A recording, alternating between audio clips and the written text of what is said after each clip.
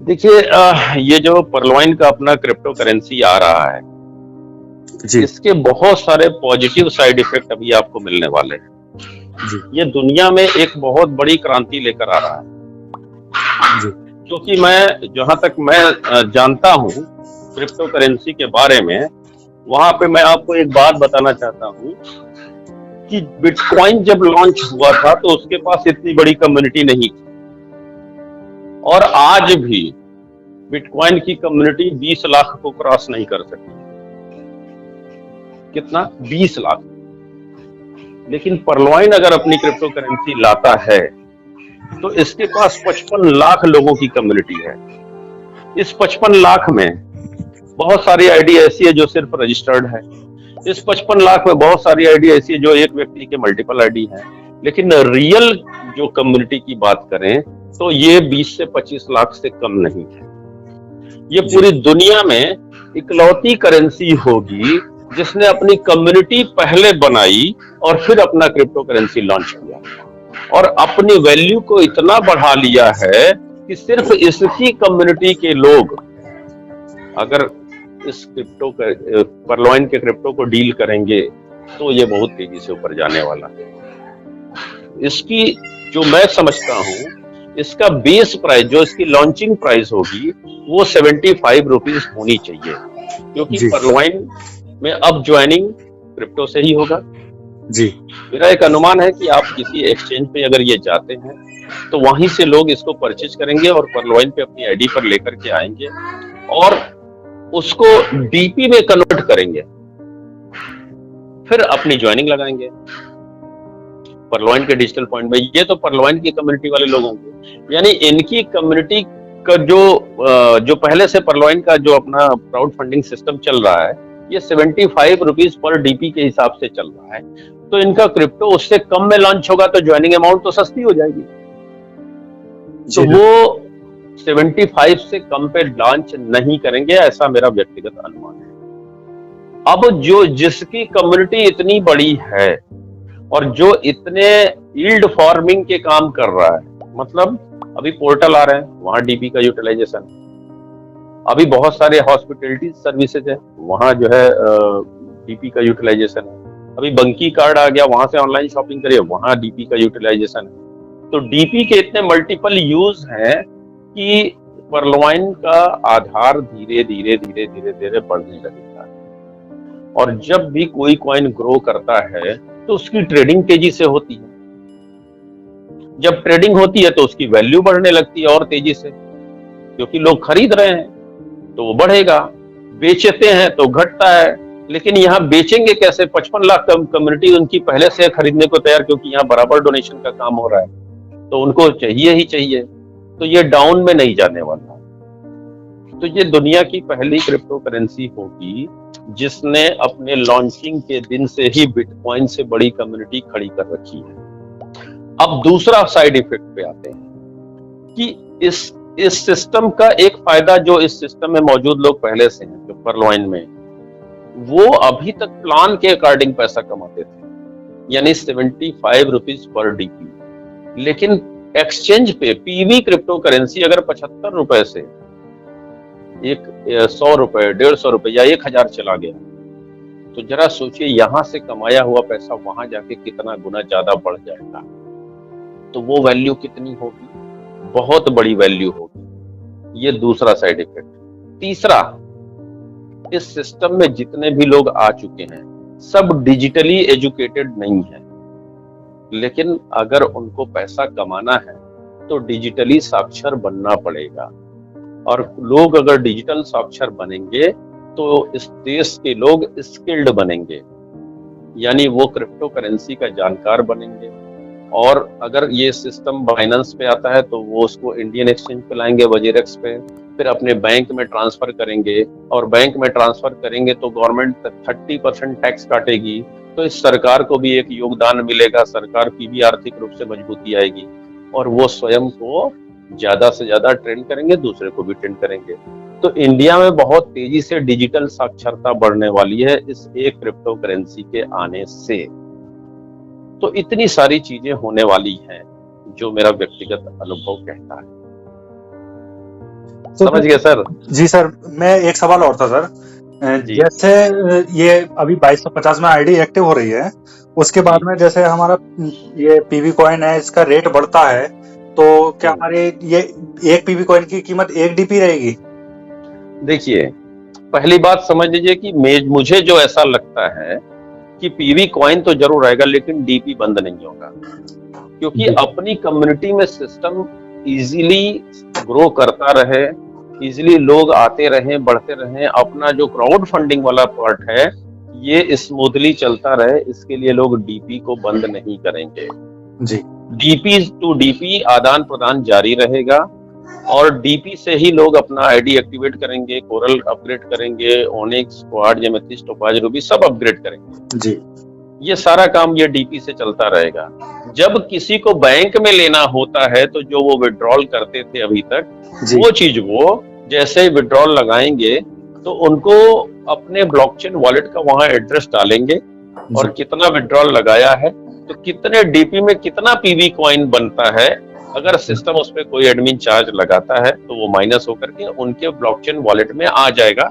अगर वो बाइनेंस पे वॉलेट बना है, अगर पीवी कॉइन बाइनेंस पे लिस्टेड है तो बाइनेंस के वॉलेट में उनके आ जाएगा। जी सर। लेकिन डीपी बंद नहीं होना चाहिए। अगर ये बंद हो जाएगा तो वो लोगों के सामने मुश्किलें खड़ी हो जाएंगी जो लोग अभी भी क्रिप्टो करेंसी की टेक्नोलॉजी के जानकार नहीं है। जी सर। अभी मेरे पास एक सवाल आया कि 2 फैक्टर हमने सिक्योरिटी लगा दी और सर वो अनइंस्टॉल हो गया, अब मैं उसको कैसे करूं?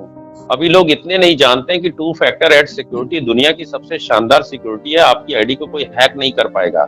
लेकिन इसके लिए जब आपने 2 फैक्टर एड को सिक्योरिटी लगाई थी और गूगल का जो 2FA जो है ऐप को इंस्टॉल किया था, तो वो एक बैकअप की देता है जी। उस की को हमें संभाल के रखना है।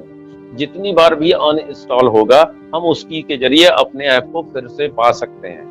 बिल्कुल सर। लेकिन लोग नहीं लगा संभाल के रखे, और उसका QR कोड भी होता है वो भी संभाल के नहीं रखा। अब नतीजा उनकी परलोइन की आईडी खुल नहीं रही है। हाँ सर, ये कोई समस्या आई है सर, ये खुल नहीं रही है। क्यों? क्योंकि वो कम जानकार हैं, जानकारी पूरी ली नहीं और 2 फैक्टर एड सिक्योरिटी लगा दी 2FA जी। तो सर ये एक बहुत बड़ा नुकसान है। लेकिन 2 फैक्टर ए का जानकार बनने के बाद अगर आप ये करते हैं तो मैं बता रहा हूं दुनिया में कोई आपकी आईडी को हैक नहीं कर सकता। ये वो सिस्टम है। इसी तरीके से डिजिटल साक्षर जैसे जैसे लोग बनते जाएंगे तो वैसे वैसे वो क्रिप्टो करेंसी के जानकार बनेंगे। उनको पता चलेगा क्रिप्टो करेंसी में POS टेक्नोलॉजी क्या होती है, POW टेक्नोलॉजी क्या होती है, व्हाइट पेपर कैसे तैयार होता है, गिटहब ऑडिटिंग कैसे करता है क्रिप्टो करेंसी की, और यील्ड फार्मिंग क्या होती है। ये सब बहुत सारी चीजें उनको पता चलेगी, और जैसे जैसे पता चलेगी ये जानकारी वो दूसरे को देते जाएंगे जी। क्योंकि कोई सिखाने वाला नहीं है। इस पूरी संसार को, पूरी दुनिया को नेटवर्क मार्केटिंग वालों का एहसानमंद होना चाहिए जो फ्री ऑफ कॉस्ट बहुत सारा नॉलेज दूसरे को देते हैं, फ्री ऑफ कॉस्ट। जी सर। अगर मैं एक कल्पना करता हूं कि अगर आप इस ऑडियो को रिकॉर्ड कर रहे हैं जी। और मैं जो बात बोल रहा हूं, अगर ये ऑडियो दूसरे तक वायरल हो जाए और तो उसको भी समझ में आ जाएगा ना कि यार ये चीजें अगर हम भी सीख लें तो कितना अच्छा होगा। बिल्कुल सर। तो मेरी कही बात कितने लोगों तक जाएगी, उतने लोग साक्षर बनेंगे। और अगर नहीं भी बनेंगे तो उनके दिमाग में कुछ शब्द घूमेंगे ना कि यार गिटहब से ऑडिटिंग क्रिप्टो करेंसी की होती है, यील्ड फार्मिंग जैसी कोई चीज होती है, POS और POW टेक्नोलॉजी कोई चीज होती है, तो वो स्वयं से भी इसको ढूंढने का प्रयास करेंगे तो कोई ना कोई जानकार उनको बता देगा। और आज YouTube पे कोई ऐसी चीज नहीं है जिसकी जानकारी नहीं पड़ी, बिल्कुल, तो वो खुद से भी जानकार बन सकते हैं। तो मेरा ये मानना है कि ये जो आ रहा है ये बहुत बड़ा बदलाव लाने वाला है दुनिया में, उन लोगों के लिए जो अभी बेसिकली टेक्निकली बहुत साउंड नहीं बन पाए जी, तो उनको ये मजबूत बनाएगा। क्योंकि इसके पीछे पैसा है जो उनकी लाइफ को बदल रहा है, तो उस पैसे के लिए ये सीखने का प्रयास करेंगे। बिल्कुल सर। नहीं सीखेंगे तो वो गरीब बने रह जाएंगे, और सीखेंगे तो अमीर बनेंगे, और पैसा आएगा तो स्कूल कॉलेज का जो नॉलेज है वो अपनी जगह है। जो व्यवहारिक नॉलेज मिलता है एक व्यक्ति से दूसरे व्यक्ति को, उस नॉलेज में कक्षा 5 पास भी बहुत ही टेक्निकली साउंड बन जाएगा, बहुत ही मजबूत और स्ट्रांग बन जाएगा। और इस नॉलेज का प्रयोग अगर बहुत हायर क्वालिफाई एजुकेटेड लोग नहीं कर रहे हैं तो उस कम पढ़े लिखे लोगों से वो अनपढ़ हो जाएंगे। आज दुनिया मेटावर्स में प्रयोग पहुंच चुका है। फेसबुक ने अपना नाम बदल के मेटावर्स कर दिया। उस जो वो मेटावर्स मतलब वर्चुअल एक दुनिया, वो आ चुका है। उस वर्चुअल दुनिया में इस पूरी पृथ्वी का पूरा एक मॉड्यूल है, पूरा का पूरा एक मॉड्यूल है। आप आज दुबई घूमना हो, गूगल का लेंस लगाइए, उसमें मेटावर्स के जरिए आप पूरा दुबई अपने घर पे बैठे घूम सकते हैं और फील आपको वही आएगी जैसे आप दुबई में ही हैं।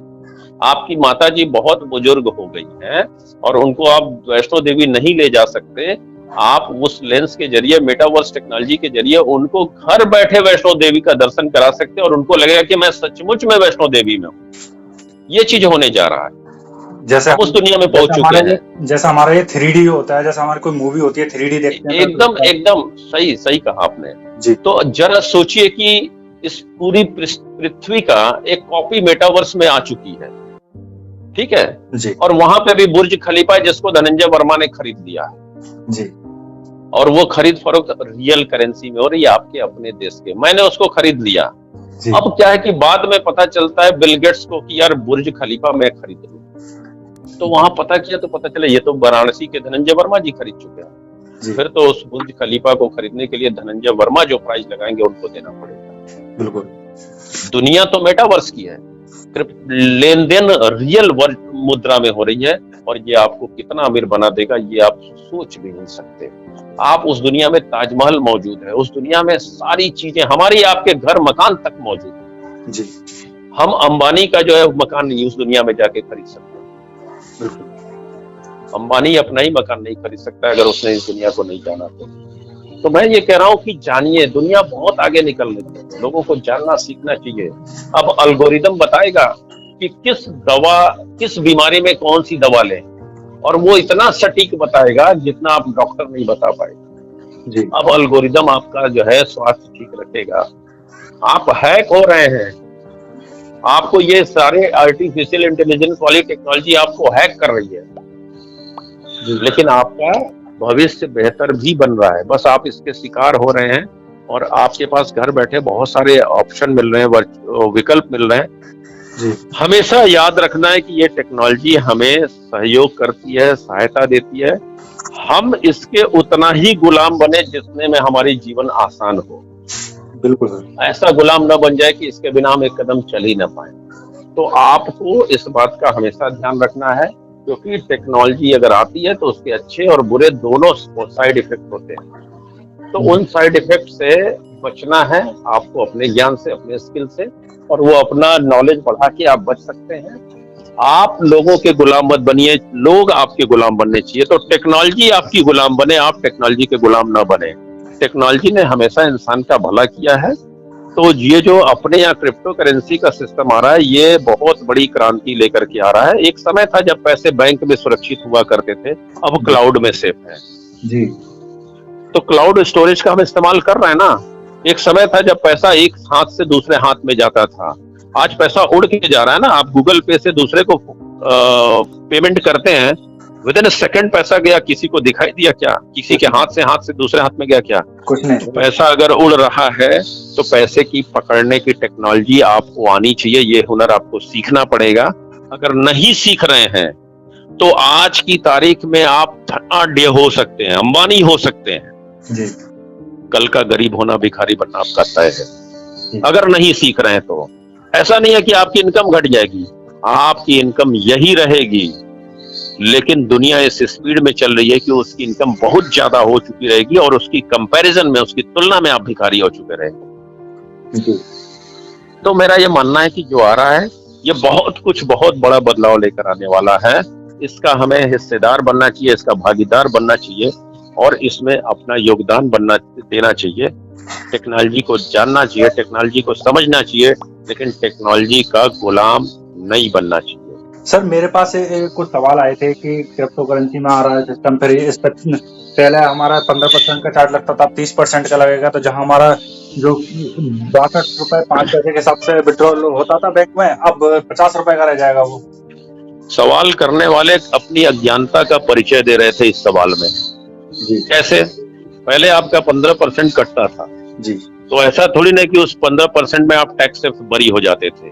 जी भारत का टैक्स का कानून टेक्सास में लागू नहीं होता। वो 15% एडमिन चार्ज होते थे। जी उसके बाद जो आपके खाते में आते थे पैसे, जी उस पे आपको टैक्स अलग से देना है। जिस दिन आप टैक्स के रेंज में आ जाएंगे तब देना पड़ेगा।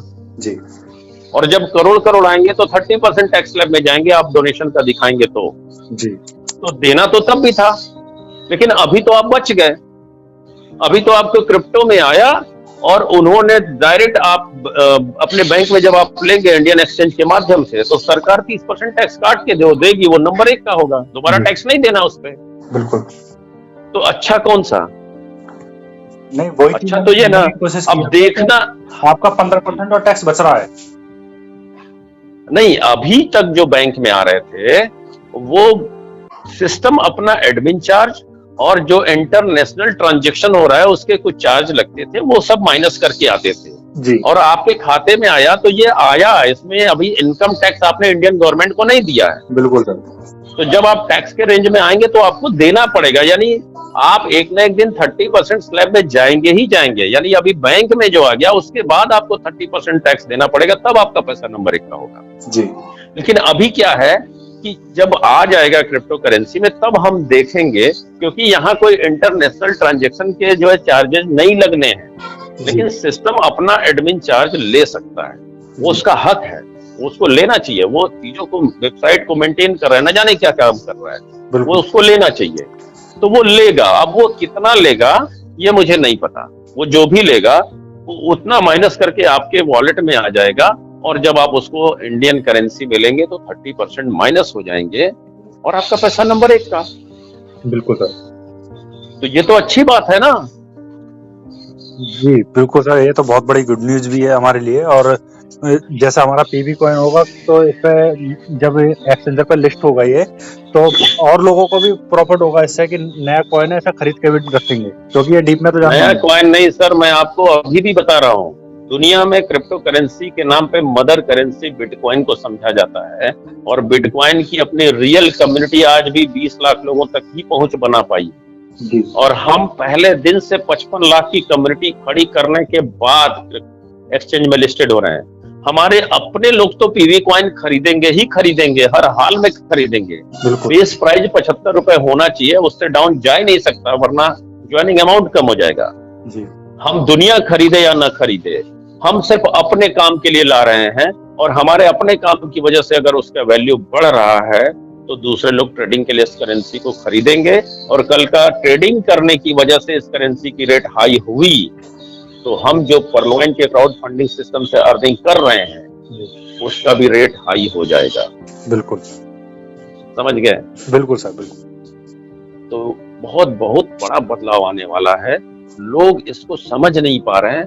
और लोग क्यों नहीं समझ पा रहे हैं? क्योंकि लोग समझना ही नहीं चाहते हैं सर। लोग इसीलिए नहीं समझ पा रहे हैं। मेरे को ये पता चला है कि लोगों के लिए दिखाई दे रहा है कि 30% जाएगा, उन्हें ये नहीं दिख रहा कि कितना फायदा होने वाला है इस चीज से।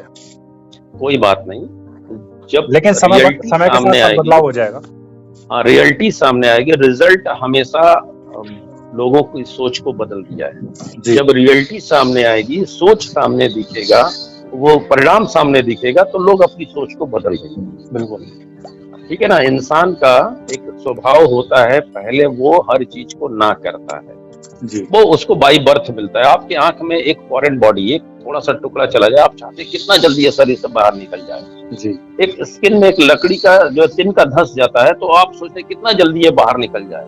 बिल्कुल। जब हमारे शरीर में किडनी का ट्रांसप्लांट होता है, किसी दूसरे की किडनी आती है तो शरीर के सारे अंग मिल करके कहते हैं कि ये तो फॉरेन बॉडी है, ये बाहर से आया हुआ, इसको बाहर निकालो। और डॉक्टर जो दवाएं चलाते हैं शरीर के बाकी अंगों को सुस्त करने की चलाते हैं ताकि ये विरोध न करे। और बाद में सारे अंग जब उस अंग के अभ्यस्त बन जाते हैं तो ये दवा बंद हो जाती है और वो आदमी जी रहा होता है जी। तो ये इंसान का नेचर है, बाय बर्थ नेचर है, उसकी एनाटॉमी में है ये नेचर। समझ रहे हैं जी। लेकिन जब रिजल्ट आता है तो वो नेचर बदल जाता है। तो यहाँ भी बदल जाएगा। बिल्कुल। तो कुछ तो लोग कहेंगे, लोगों का काम है कहना, क्योंकि वो कम शिक्षित हैं। जिस दिन ज्यादा शिक्षित हो जाएंगे उस दिन उनको समझ में आ जाएगा कि हम तो बड़ी बेवकूफी वाली बातें किया करते थे उस समय यार। जी हमारे आपका नॉलेज भी जब कम था तो हम भी ऐसे ही सोचते थे ना। बिल्कुल। आज नॉलेज है तो हम अच्छे से सोच रहे हैं, अच्छा सोच रहे हैं।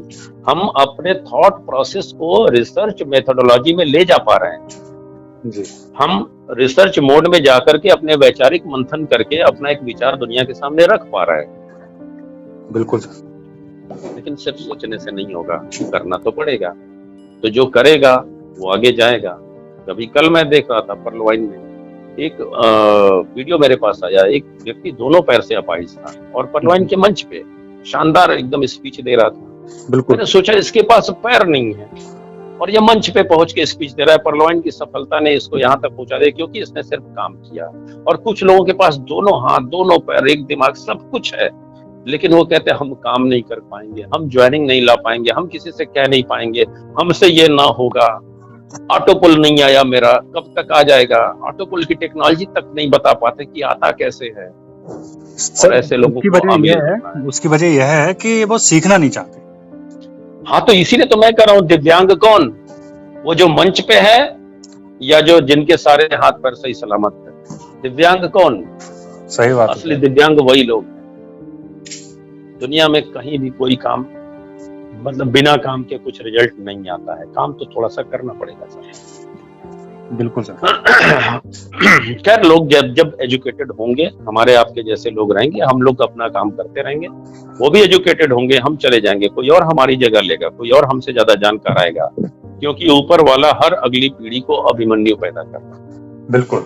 हमारे से ज्यादा स्किल्ड बना रहा है।